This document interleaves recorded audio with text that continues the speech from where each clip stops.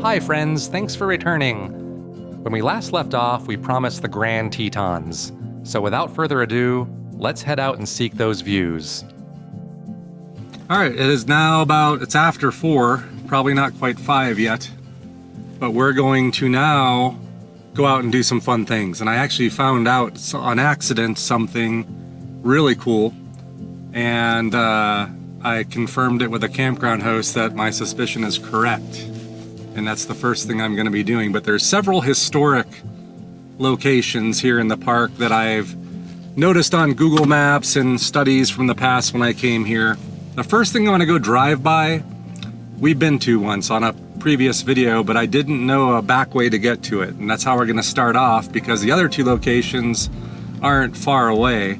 But I thought it was really cool, this road that I found back here by Gros Ventre Campground. And I will share that with you. I don't think it's a secret or anything, but I didn't know about it. One thing I didn't know, according to the host, is if I go into Mormon Row, is where we're going, by the way. Some of you know what that is. I thought if I went in that way, it's a way to bypass the actual entrance gate to Grand Teton, but the host says that you can't. That if you come out of it, I guess Mormon Row, she said, is not inside the park. I didn't know that for some reason. I don't recall that. So we're going to put it to the test. I believe her, but I don't know if we're going to have to go into the park then for any of these spots. We'll find out. It's part of the fun of the adventure. So I drove down here earlier to start my camp view roll. Like, I usually start right outside the gate and drive in while a narration happens in the beginning. And I came down here to turn around to start, my approach. And I saw some people walking here, and I saw on my Google map, it says Mormon Row, and it's a gravel road. I'm like, what? Mormon Row, the place with a really famous barn shot in front of the Tetons? Some of you would know this. And yes, indeed it is. So apparently, yeah, she said this is a very bumpy ride. And I said, no worries. I got that thing. She was by my truck. I was like, I can handle bumpy. And I would say this is easy. Passenger car easy. But basically we're heading towards historic homes. But because I've already covered it, I don't know, a couple of years ago now, I think, and the video is it's beautiful, it's 4K. We'll put a link to it down below, because I kind of explore the whole grounds and all of the buildings. We're not going to do that on this episode. I might find the iconic barn. That's a goal. Maybe look at a couple things in the view of the Tetons we're going to get from over here, which is moi. Although it's a little bit hazy here in the afternoon and a little bit backlit, so not ideal. This is definitely a morning spot, just so you know. Anyway, I'm not going to talk. Let's just get there, and I'll roll the top camera and you can see the drive. Maybe in fast forward, I don't know.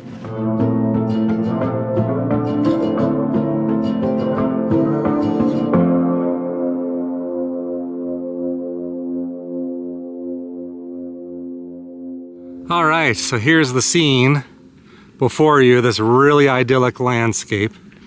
And now kind of think of like old wooden, antique looking structures that are gonna sit in front of that scene. But it is just too perfect. And yeah, it's a little hazy and probably not the ideal lighting conditions that you want.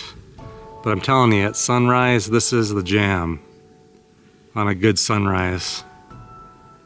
But those are the Grand Tetons, folks.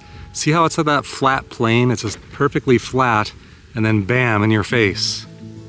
But yeah, one of my favorite scenes in life, I would say, is seeing these mountains. The big group has left the building, it looks like. There's only a couple people standing over there, and I decided not to walk on the road. I found this little trail. Makes it a little bit more idyllic and fun. So hopefully when I get over there, uh-oh, someone's got the tripod. They're serious about this. But approximately where they're at, I think, is the angle that the famous photo is taken from. So I think people kind of realize that. because you get like a good angle on the barn, and then the shot of that really nice, I think it is called Teton, the really pointy, tall one. I can't tell you exactly like the best absolute angle, but I think it's approximately something like this. And imagine it maybe at sunrise or early morning. We could maybe even compare with my past footage to remember what I did. But something like that. I like it because the roof, the point of the roof, kind of continues the line of the mountains in a way. You see what I mean? It's like the mountains are like pointy, just like the barn roof, but I imagine a lot of you are familiar with this view. So anyway, I just wanted to point that out, that that's a very iconic I would say a must do when you're here.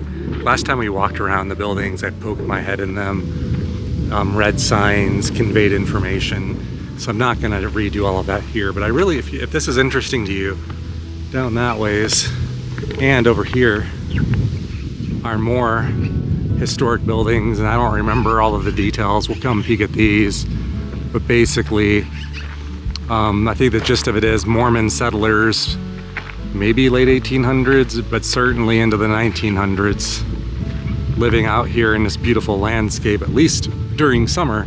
I'm not going to speak for the winter time up here. They close down a lot of these roads, so I'm sure there's times where it's pretty miserable. But anyway, interestingly, none of this was on my itinerary, but when I found out that there was this road to get in there straight from the campground, and I wanted to experience it, I was like, must do. I like staying at these campgrounds that are on the outer periphery of the national parks.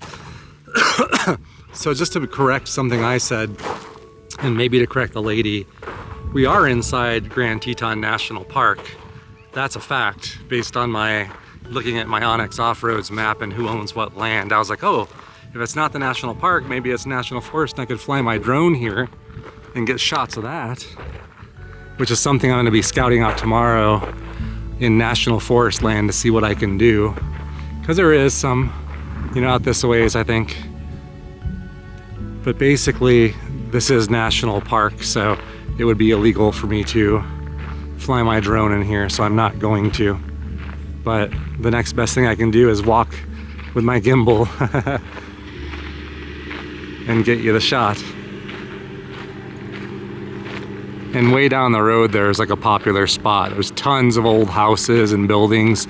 I don't recall you being able to go in any of them, but you can read, like, there's signs that explain the story and what it is, who they were. So it's definitely, if you come to Teton, I would say for me, even if you don't like history and you want views, I mean, you're not gonna get better views than that. All right. We're departing here now. So, see if I can actually plot a route. I thought I wouldn't have a cell phone signal, but I do have half of one. I've memorized in my head where we're going. There's 2 more spots. Actually, the only 2 we were supposed to go to, so you got a bonus with this. But let me see if I can get Google Maps to maybe pull up the next thing, and then I'll explain where we're going. All right, so we're going to this thing called the Historic Murie or Murie. I'm not sure how it's pronounced. It's M-U-R-I-E. It's our old ranch. In 1,000 feet, turn left onto Antelope Flats Road, Gros Ventre And Road. I just Googled it really quick. I have a bad internet connection, but or cell phone connection.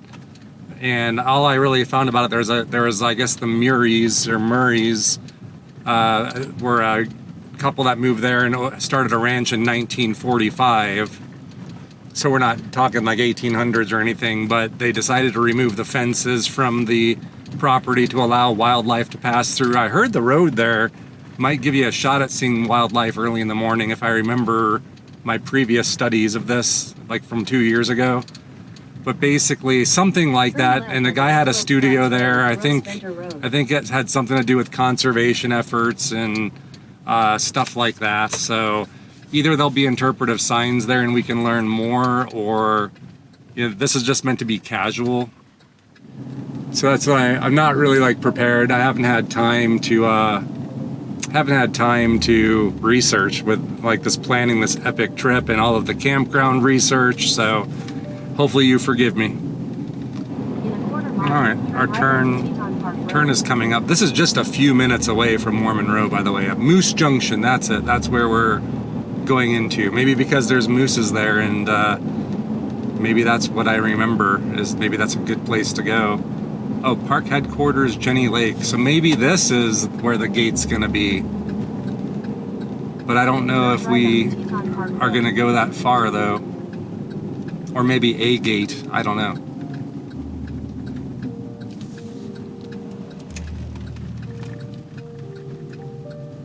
All I know is I want to keep driving towards the mountains to keep giving you the views. I mean, I got to keep rolling if it's going to be like this. I see a lot of cars down here, though. There's a lot of slow-moving line of cars. I don't know what... I'm almost positive it has nothing to do with where we're going. Oh, there's Dornan's. Okay. Dornan's is like a convenience store type place that the lady told me I could get like simple supplies or probably ice. Although they have ice at the campground, I believe. And firewood, but probably like she said deli meats, things like that. It's good to know where that is now. It's very close. She was right. I think she told me right. I think I know what she means. There's a visitor center over here too. So it kind of feels weird that I'm in like that I didn't go around a gate or something at this point, doesn't it? If there's a visitor center and all this other stuff. Turn left onto Moose Wilson Road. As we explore, we'll learn, we'll know.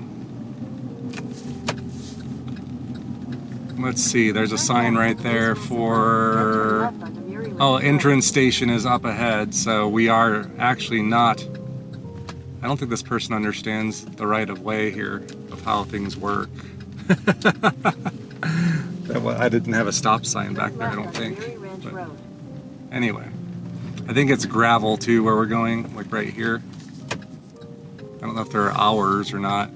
It's 5:30, so we're kind of pushing it. Visitors welcome, no RVs. I'm gonna keep this super casual and fast, you know, it's not gonna be an in-depth thing.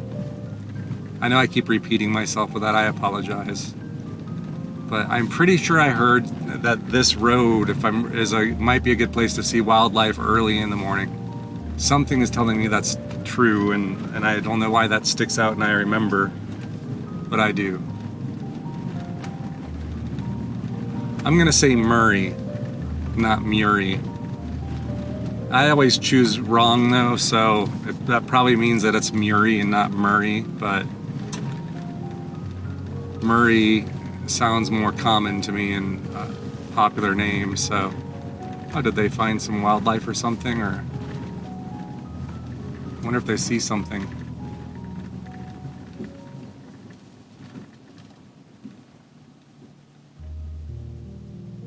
I don't know what's going on here. Hello?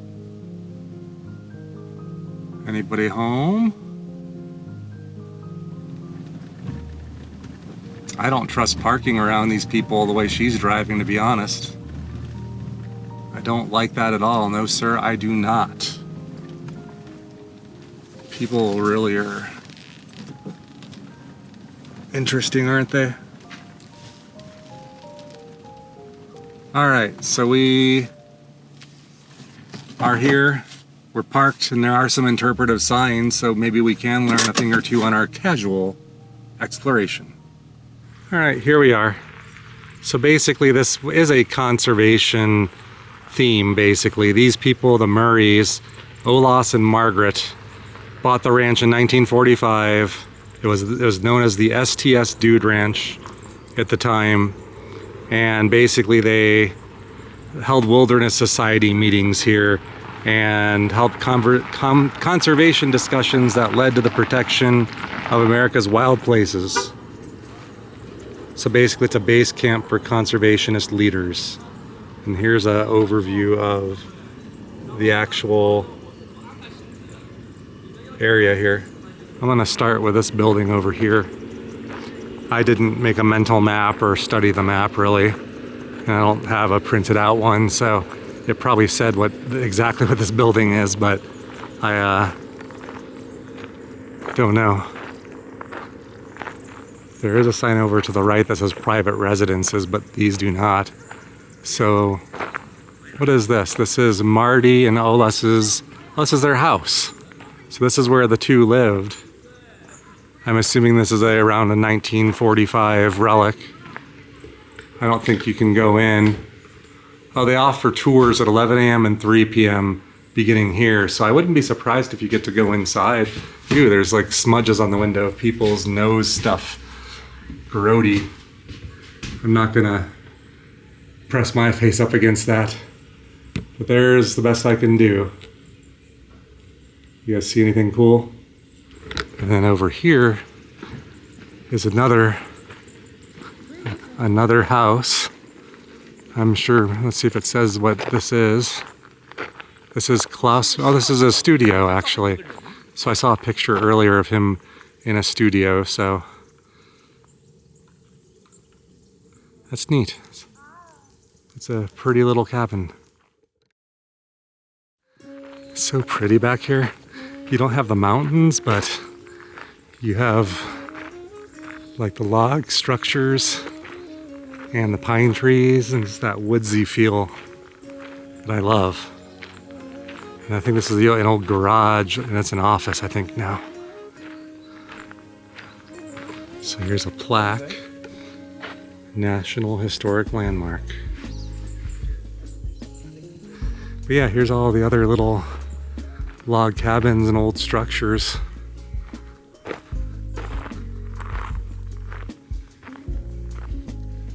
It is very pretty back here. It's a lot more photogenic than I thought it was gonna be.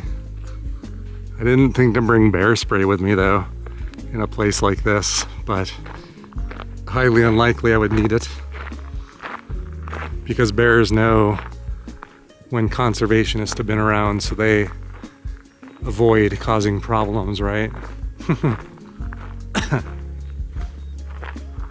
So it sounds like there's a ranch here pre-1945, so I'd be curious to know, do they have any structures from that predate the Murray's time here? It's almost like everything here, the trees and everything, were just put here deliberately or something for beauty. It's that late afternoon glow in here. Even though there's still lots of daylight left, it's just such dense tree cover that it gives it a real late afternoon feel.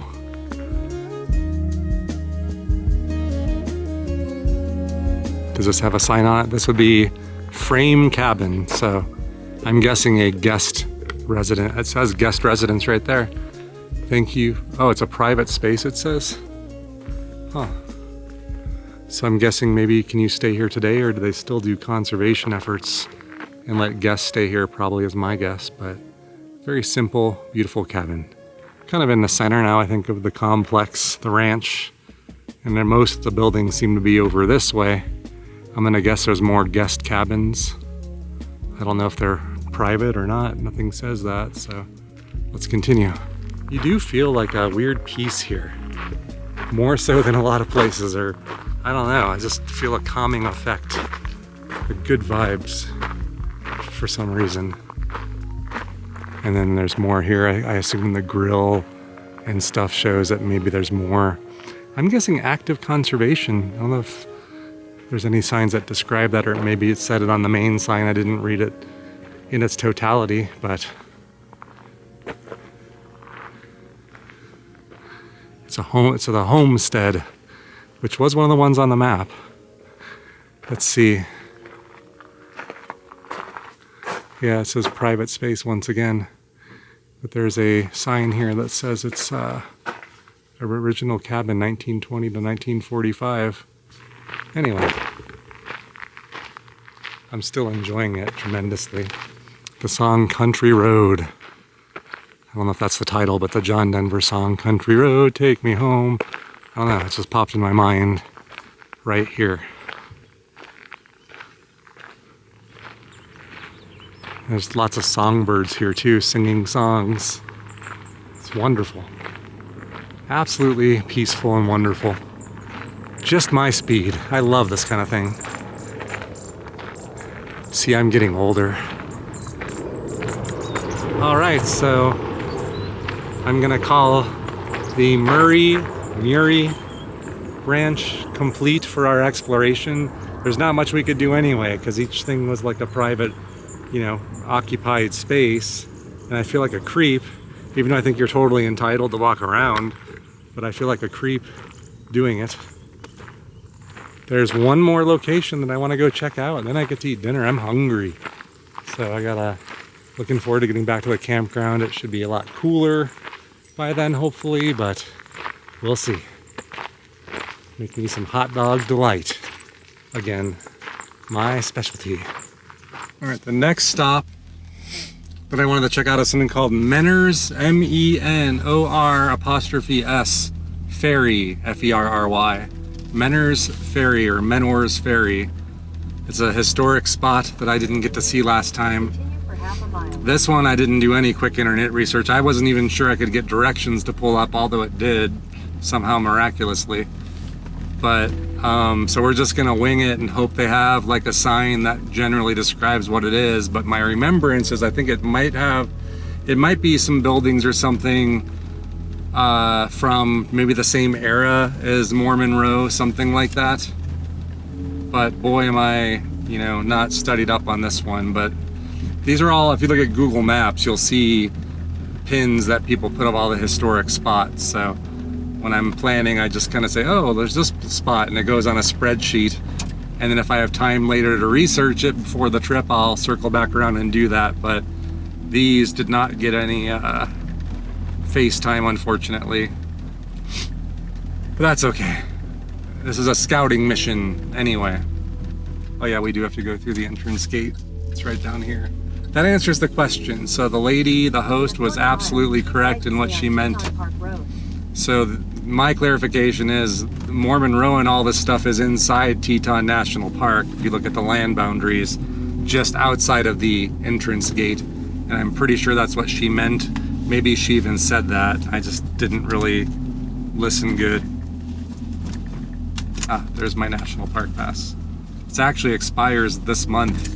So it's good until the end of the month for whatever hole they punched. And they oftentimes do want to see your license, but you can see here at 6 p.m. that line that was here earlier, poof, gone. Because everybody's heading back to their campground to make dinner and stuff.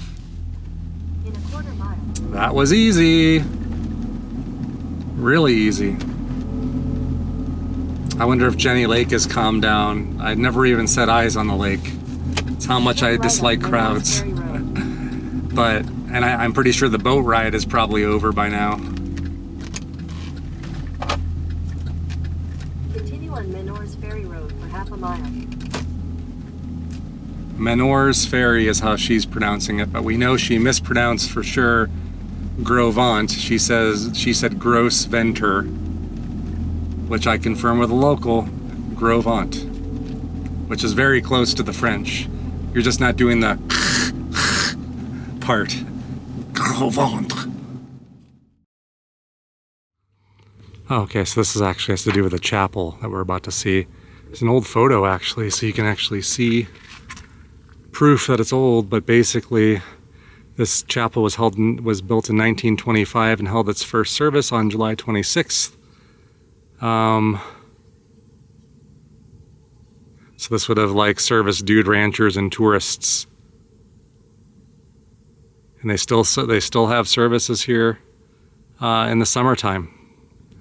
And check out the view. See all of everything here, as long as it's like on the side of the mountains, is magical.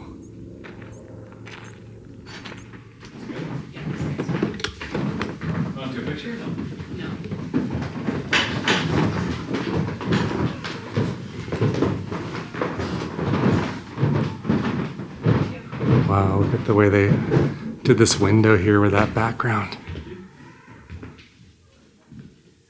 That is really pretty.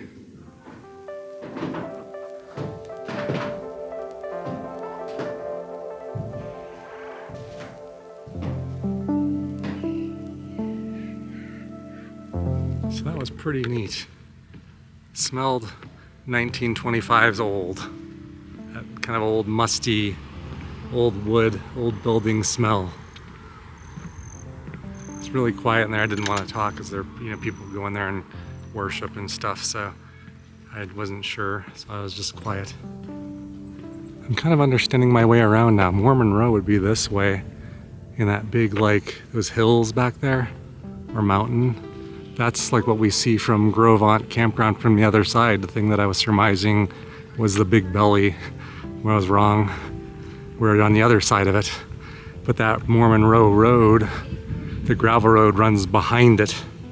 So the campground's basically right on the other side of that, but you have to kind of drive all the way around it to get to it. But there's more history down this way, it looks like. Walk back in time. View Bill Menor's original 1892, okay, it's a little older than I thought, homestead along the Snake River. Nice. So here's basically where we're at, I think. We're here. So maybe we'll do, it's only 0.1 miles each side, so 0.3 miles total. So we got to see that. The only downside is the good scenery's that way. But I like some 1890s history. I don't know about you guys. I see a couple old buildings, one there, and then this one here. I don't know if a trail goes in a circle though, like the map portrayed it. A little confused, but I do hear the Snake River. You can hear water rustling behind these trees. There is a little interpretive sign here, it looks like, too. So let's see what this is all about. Oh look, there is a little foot trail there. That's nice. Sweet. So basically this cabin was erected in 1917 by Miss Maud Noble, and it's been preserved and renovated to commemorate a meeting held here on the evening of July the 26th of 1923, at which Mr. Struthers Burt, Dr. Horace Carncross, Mr. John L. Einon, Mr. J.R. Jones, this is a long list of names, they presented to the superintendent of Yellowstone National Park a plan for setting aside a portion of Jackson Hole as a national recreation area. So more conservation efforts, and the people that we have to thank today for having these public lands. So this pairs well with the theme of the Murie Ranch too, doesn't it? But yeah, it seems like there's a theme, conservation theme here. I'm very grateful for these types of people. If it wasn't for those types of people, we wouldn't have places like this, where everybody can come to enjoy it. It would either be private land, you wouldn't be allowed on it, or I don't know. There's the Snake River, the very one that we were fishing out of this morning and whacked the bird on accident. Isn't that ironic? And the very Snake River that should be flowing those waters down to Twin Falls that Evel Knievel tried to jump in 1924 in a rocket, or 1974, I believe is the right date, in his rocket. And here we have a covered structure with lots of old wagons and buggies. I like little displays like this. It's kind of reminiscent now of Nevada City and Virginia City. We saw like buildings full to the brim, unlike anything I've ever seen before, with old relics like this. I wish I could be transported back in time and experience riding in one of these for a short time. I don't want to do a Mark Twain Roughing It version. That would be really uncomfortable to travel long distances on things like this. But just a casual with people from the period, just to hear what they'd talk about and what was their concerns of their time. I get that good peaceful vibe from this place too, just like the Murie Ranch. I don't know why. It's the conservation vibe. Being as this is Menors Ferry, I assume those are the ferry boats that would get people across the stream. Maybe even right here. Look at this. I should have brought my fishing pole. I assume you can fish here. I don't think we'd have much luck on this side, but there's some deeper spots on the other side and some slow moving pockets too. But I don't know. I'm guessing if there was a ferry here, this is where it crossed, and there's like a little dock on the other side. I don't know if that's historic or do they do something with it today? I'm not sure. You could probably walk across this if you were really careful, I imagine. Like it gets really shallow in the middle. It's just that other side that has some really fast moving deeper water. So that part wouldn't work so well, but you might have a good chance getting about 3/4 of the way across on foot, at least now, but I'm sure this flows a lot heavier in the springtime. The Snake River's been the star of the show, hasn't it? It's been in many of our episodes. Massacre Rock State Park, Twin Falls, Idaho. This morning, the last couple episodes, me fishing there, me following it a little bit on off-road routes. It's like we can't get away from it, but it's such a, I think it might be one of my favorite rivers in America at this point, now that I've gotten to see various stretches of it. It goes through some of the most beautiful country in America. Here's a sign. Maybe this is it here. There's like 2 different entryways. I wonder if this is the ferry site. There's our people on the other side. Menors Ferry, I was right. Here we go. So those contraptions we saw are the ferry, or either that or a reconstruction, but just like you'd think they had some kind of hand cranked thing with a cable. The ferry is on the west bank with pontoons parallel to the current. The captain turns pilot wheel right to lengthen the rope on the right side, and then he turns the pilot wheel to the left, equalizing the rope, stopping the ferry. So called a reaction ferry. And here's the old general store, it looks like. I bet you this is the thing that had the cable on it. How much you want to bet? Looks like there's like a drum or something that could wind something on it. But the old general supply store. I think I've seen pictures of this, but look at this again. Again with the picture taking moments. Just not the best lighting. Something like that perhaps.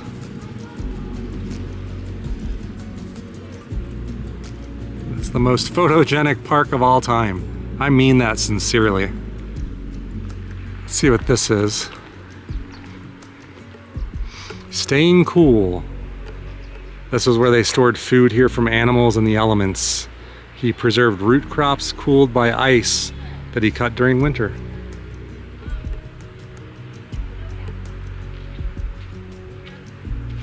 All right, so around 1895, Bill Menor dug a well here next to the Snake River to filter muddy water during spring runoff.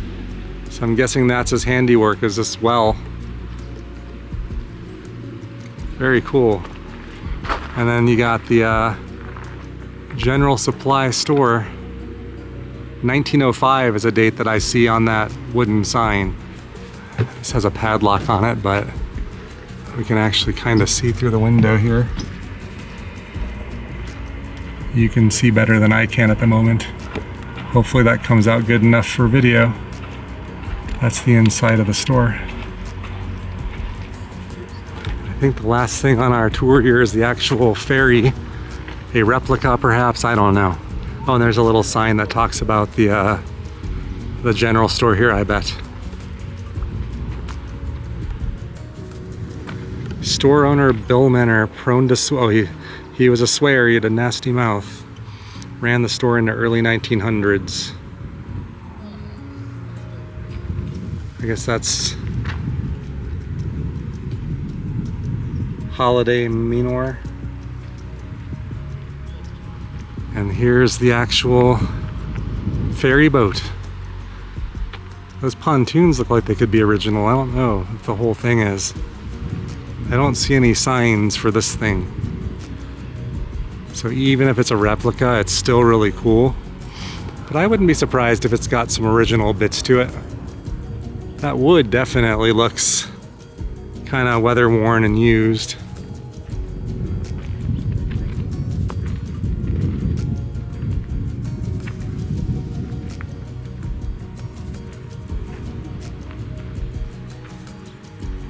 Kind of reminds me of the thing you ride at Disneyland to get to Tom Sawyer's Island. It's interesting how these are open. Menors Ferry, I enjoyed this more than I thought I would actually. I like seeing this early history, especially that general store. Something about that I like. And it made me chuckle to hear that Mr. Menor had a bad mouth and he swore a lot.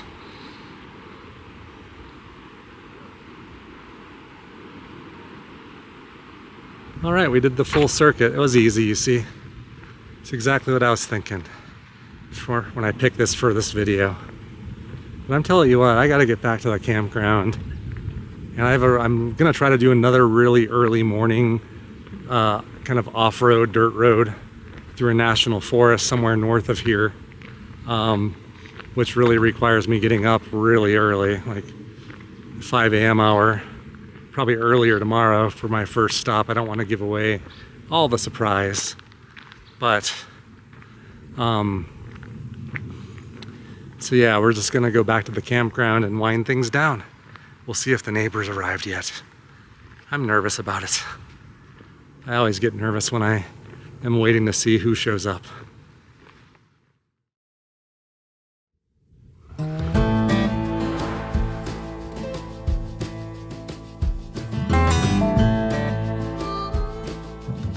Well, I've returned to the campground and no neighbors yet on this side. So maybe I'll get lucky and there'll be a no-show and just be quiet.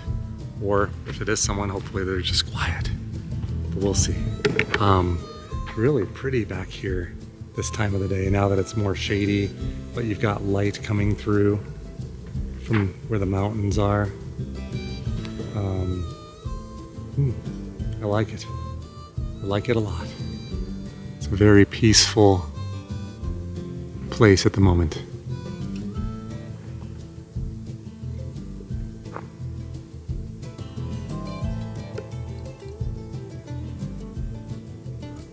Well folks, tonight I'm not gonna film anymore.